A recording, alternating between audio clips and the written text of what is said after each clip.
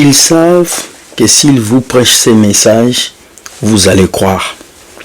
Ils savent que s'ils viennent avec ce genre de messages, vous allez accepter. Ces messages, c'est quoi? C'est un évangile marketing, un faux évangile qui vous dit, si vous n'êtes pas riche, vous n'êtes pas chrétien. Qui vous dit, la pauvreté est un signe de péché. Qui vous dit, Dieu doit vous rendre riche forcément. Cet évangile qui vous dit que Jésus est parti mort pour faire de vous des milliardaires. Voici le mensonge qui règne dans la tête de ces faux pasteurs, ces faux prophètes. Mesdames et messieurs, bienvenue dans votre émission Entre nous. Ici, nous encourageons le vrai pasteur, mais nous dénonçons le faux pasteur. Pour commencer, je vous dis, générique. Pingouin pasteur, il lave nos mamans.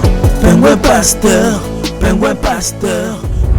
Hello, bonjour à tout le monde. Bienvenue dans votre émission Entre nous.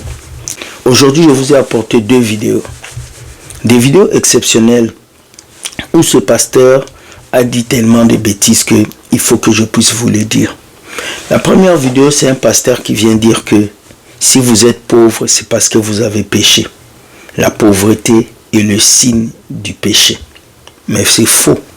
Suivez cette vidéo et nous revenons. Écoutez. Poverty is a sign of ungodliness.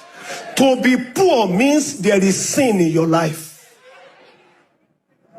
Unfortunately, people think it is those that are rich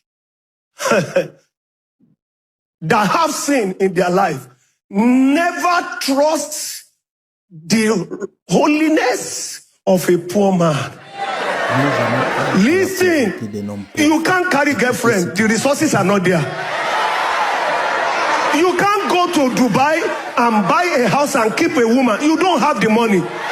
Anybody that has money and serve God is truly holy. Vous avez entendu ce que ce pasteur a dit. Si vous êtes pauvre, c'est que vous avez péché. Si vous êtes pauvre, c'est que votre famille a péché. Mais nous regardons dans la Bible un homme qui s'appelait Lazare, qui était si pauvre qu'il mangeait même les miettes qui tombaient de la table de son maître. Et il avait la lèpre. Le chien venait laper ses plaies. Mais lorsque ce Lazare est mort, le riche aussi est mort, Lazare était au repos du Père et le riche était en enfer. Ça symbolise que l'éternité de Dieu n'a rien à voir avec la Mercedes que tu conduis. L'éternité de Dieu n'a rien à voir avec l'argent que tu as dans ton compte. Si l'éternité de Dieu comptait sur notre argent, beaucoup de riches n'allaient pas mourir. Mes amis, ces pasteurs se sont levés pour prêcher un évangile des démons. Un évangile qui vous pousse, vous les chrétiens, à chercher l'argent, la richesse, la gloire de ce monde et à oublier le Dieu qui vous a créé. Allez dans les églises, vous allez voir des chrétiens qui sont capables de tout faire pour avoir un mari, de tout faire pour avoir une voiture, de tout faire pour avoir un travail. Mais ils ne sont pas capables de tout faire pour vivre dans la sanctification. Où allons-nous avec cette église? Où allons-nous avec ces pasteurs? Où allons-nous avec ces gens qui viennent nous mentir tous les jours? Ils vous diront, Dieu dit donne tel argent, donne telle richesse.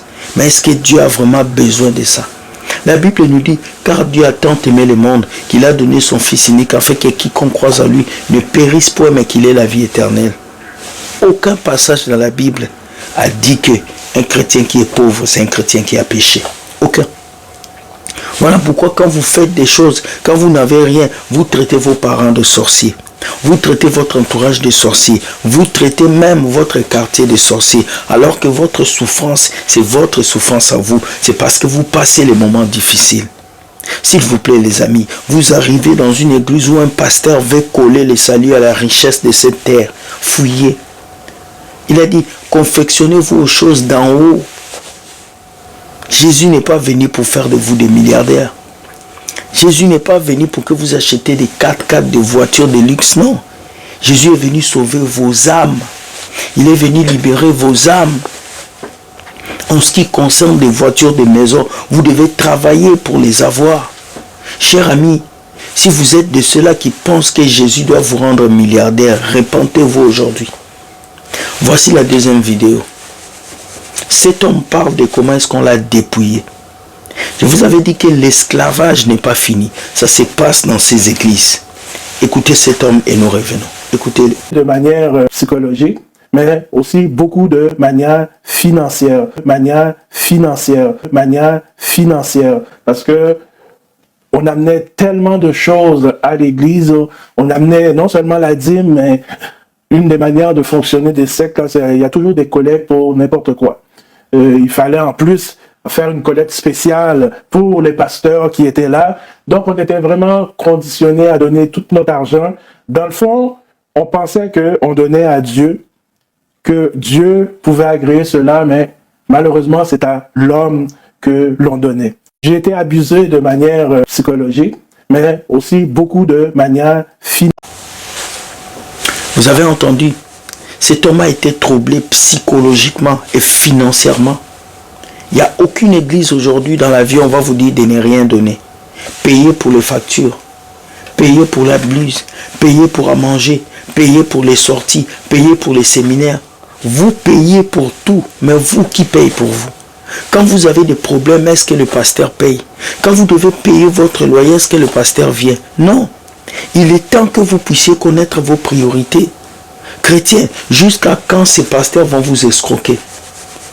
Nous venons ici, nous crions, nous disons des vérités, mais vous ne voulez pas nous écouter. C'est pas grave. Mais ma question est celle-ci. Avec tout ce qui se passe, avec tout ceci, vous continuez encore à suivre ces faux pasteurs pingouins. Réveillez-vous et sachez que Dieu est le seul remède pour votre vie. La Bible dit, il viendra de faux prophètes, de faux pasteurs qui vont vouloir vous initier, vous détruire. Mais ce qui est important, c'est que vous savez qui vous êtes. Chers amis, c'est ici que je finis cette vidéo avec larmes pour dire les doctrines des démons sont entrées à l'église. Les New Age, les enseignements qui vous poussent à chercher l'argent, les enseignements qui vous poussent à être toujours dans le gain. Et vous oubliez, et aujourd'hui quand un chrétien échoue à l'examen, il pense que c'est le diable. C'est le diable qui est venu composer pour toi. Quand un chrétien n'a pas du boulot, il pense que c'est le diable. Mais peut-être c'est la situation du pays. Ouvrez vos yeux et ne vous laissez pas mentir par ces faux pasteurs. Soyez bénis, bonne journée, Dieu gagne toujours. Partage et like ces vidéos. Je te dis bye bye, à demain. Ciao.